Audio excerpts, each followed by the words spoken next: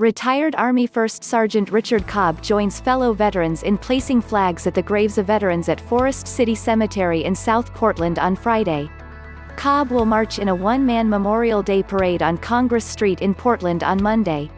Derek Davis, staff photographer retired Army First Sergeant Richard Cobb knew a Memorial Day parade in Portland was not an option this year because of the coronavirus pandemic, but the thought of letting the sacrifices of fallen soldiers go unrecognized did not sit well with him.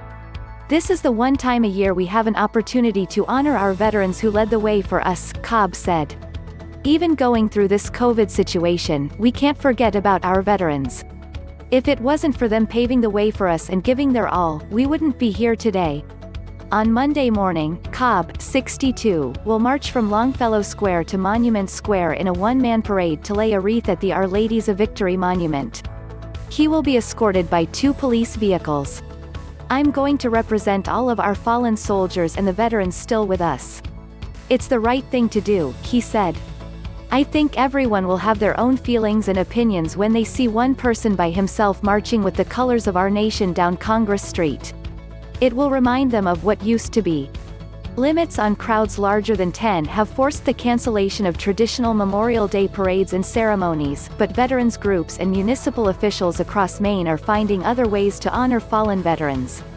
In Portland, Memorial Day is usually marked with a parade and wreath-laying ceremonies at several locations around the city, said Joe Rich, a member of the American Legion Harold T. Andrews Post on Deering Street, which helps organize the annual events. "We're going to do those activities, but we're doing them differently than usual," Rich said. "We're going to continue our commitment. It's important for the Andrews Post to uphold the tradition that was given to us by the people who were there before.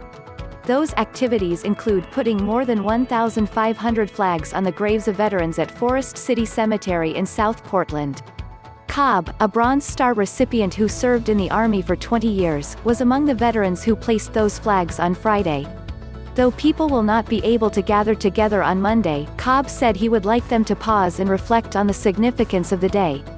Rick Cobb joins fellow veterans in placing flags at the graves of veterans at Forest City Cemetery in South Portland.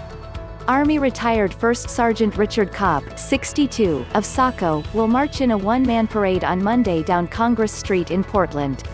Derek Davis, staff photographer, "I'd like them to remember what life was before COVID-19 and what Memorial Day is all about," he said.